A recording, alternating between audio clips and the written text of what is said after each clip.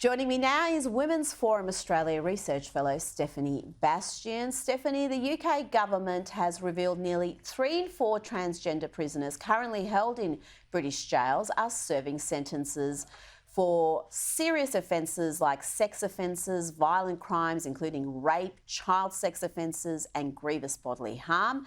There are 244 transgender inmates, 144 of those identify as women, and 5 of them are housed in female jails. Stephanie, women's rights campaigners are arguing that the high levels of violent crimes among male prisoners who identify as women is just further proof that they have no place in women's prisons.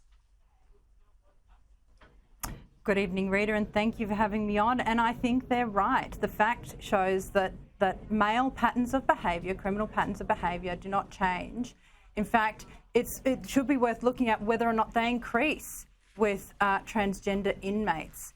Now, if you're a man and you are predisposed to violence against women or sexual offences against women and you're housed in a male prison, if you have the opportunity to then transfer to a female prison, why wouldn't you? We are in a time at the moment where that is supported, it's promoted. And in fact, when I interviewed a source from the Dame Phyllis Frost Centre, this was an employee at the Dame Phyllis Frost Centre, this source told me that the Dame Phyllis Frost Centre was put down into lockdown so that a male prisoner who identified as a woman could go and tour the facility. So we have a situation here where men are identifying into women's prisons. In fact, in the international community, I mean, we talk about rapid onset gender dysphoria in children. There's another term in the international community, which is prison onset gender dysphoria. And I think it applies here. It is absolutely crazy that in Melbourne, you do have a sexual predator who has a male body, identifies as woman in a women's prison. And like you said, no one is listening to those female prisoners. They're completely disempowered. The Victorian opposition isn't really interested. Labor certainly aren't interested. And the prison authorities have been completely captured by this ideology. So here we are. And got reports today of an Australian mother saying she has found a surgeon to perform a double mastectomy on her 15-year-old trans daughter, calling it a happy day. The female child was reportedly given a referral by the Royal Children's Hospital here in Melbourne.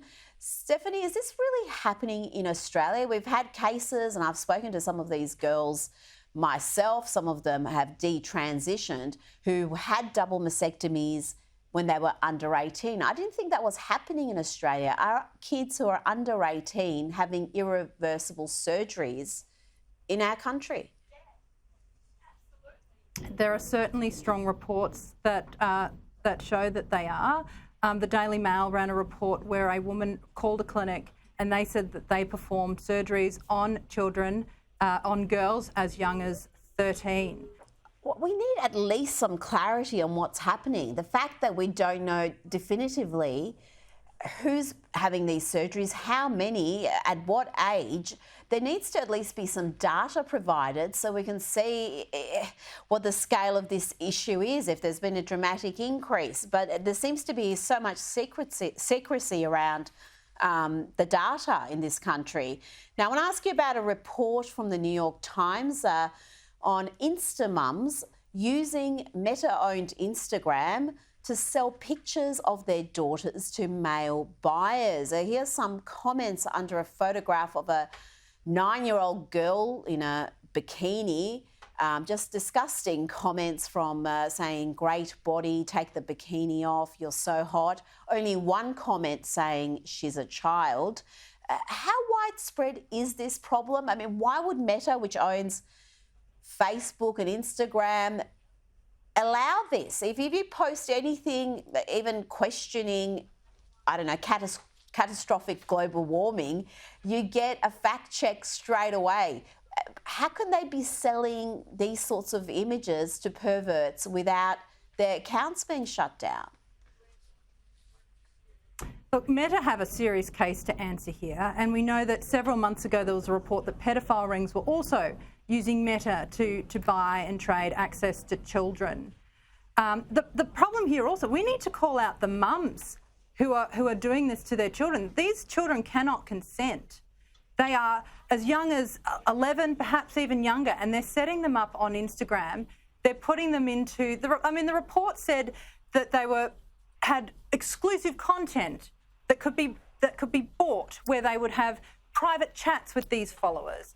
Who wants a private chat with an 11-year-old in a bikini?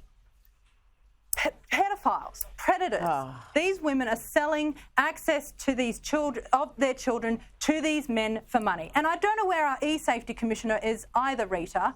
They're running around censoring everything. One of the reports was from a Melbourne mum. One of the sources was a Melbourne mum talking about her experience with her daughter. Where is the e-safety commissioner cracking down on this stuff? Why isn't Meta being penalised for dealing with it, for not dealing with it? Absolutely. And where are the police? I mean, that sounds like something the police need to be involved with. Stephanie Bastiaan, thank you so much for your time this evening.